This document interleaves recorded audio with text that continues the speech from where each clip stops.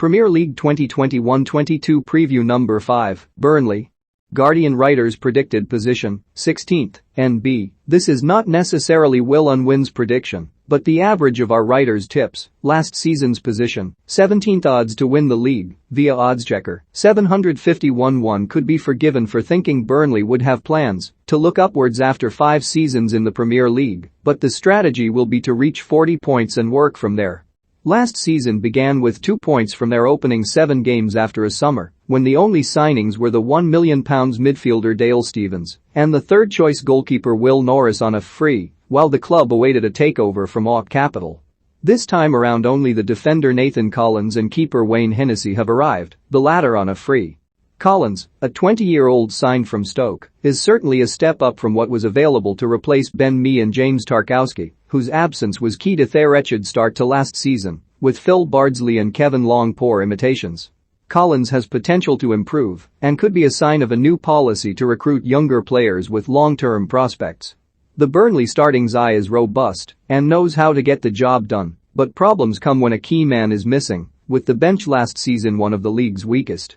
Dyche will hope to invest more of the owner's money, but he will sign only those who have the attributes to make a difference and, more importantly, the characteristics to settle into a tight-knit squad who have been together for a number of seasons.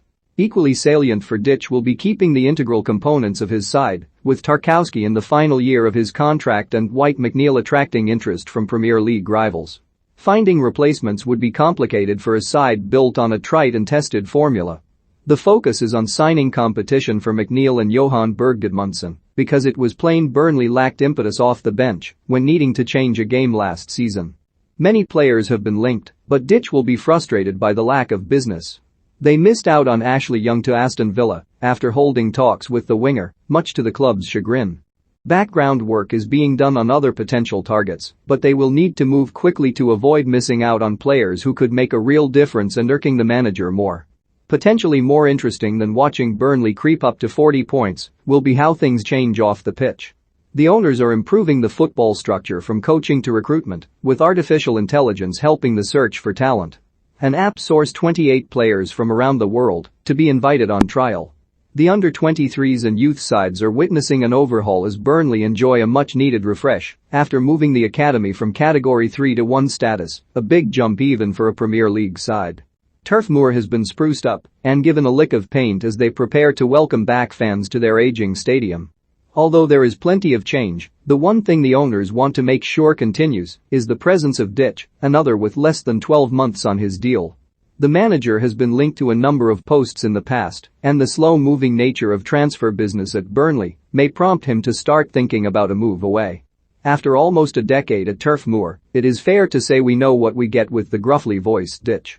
The 50-year-old has attracted interest from other clubs, but has stayed faithful. He spent press conferences in lockdown trying to alleviate boredom by discussing lookalikes, but his team are somewhat less entertaining and more built for efficiency.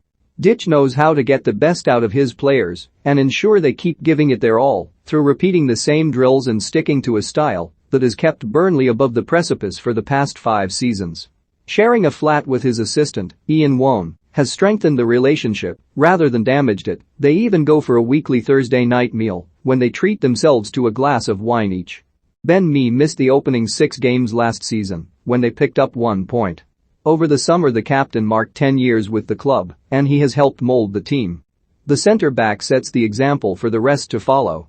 He is one of the league's most committed players, has made the most of his natural talent and uses intelligence and dogged determination to stop the opposition from scoring. OC Capital is less than a year into its tenure, so the jury is still out, especially as COVID has kept fans at arm's length. Although the American investors arrived in December, no players were added in January to a struggling squad looking over their shoulder at the relegation zone, but the purse strings have been loosened slightly with the hope of more to come. The chairman, Alan Pace, earned kudos in the town and further afield for criticizing the concept of the European Super League. The 6 Premier League clubs taking this step have turned their back on our moral duty as custodians of the game to protect English football, Pace wrote in a letter to fans. Matej Vydra, the Czech Republic striker, was the only member of the squad to make it to the Euros. Nick Pope would have been England's second-choice goalkeeper had injury not ruled him out, but no others were particularly close. Vydra managed 35 minutes in 3 substitute appearances, including the defeat by England at Wembley, as his country reached the quarter-finals, only to lose to Denmark and Baku. In our Lancashire homes, we speak with an accent exceedingly rare. The long side of Burnley will always be there, in our Lancashire homes. The fans have been kept at home for 16 months, apart from a few thousand let into Turf Moor for Liverpool's visit in May. Me said he struggled without fans because games did not have the same buzz, so they will be welcomed back with open arms, but their planes will not. The good, if you reach the top of the James Hargreaves stand then you get a wonderful view of the rolling hills. The bad, fans paying for planes to fly overhead, albeit the last time was during an away game at the Etihad. Frankly, the designer has gone for a confusing mix of insects and animals, with bees, a lion and a stork represented. There is even a hand between the apoidea, possibly representing the club's sturdy defense, or, more accurately, the industry of Burnley and Pottyham. Which game in April will we reach 40 points? Who will we lose to in the FA Cup 4th round? Who will Sean Dyche be linked with next? How many headers will Ashley Barnes and Chris Wood win today? Birdie B once rugby tackled a naked streaker who ended up somersaulting to the ground.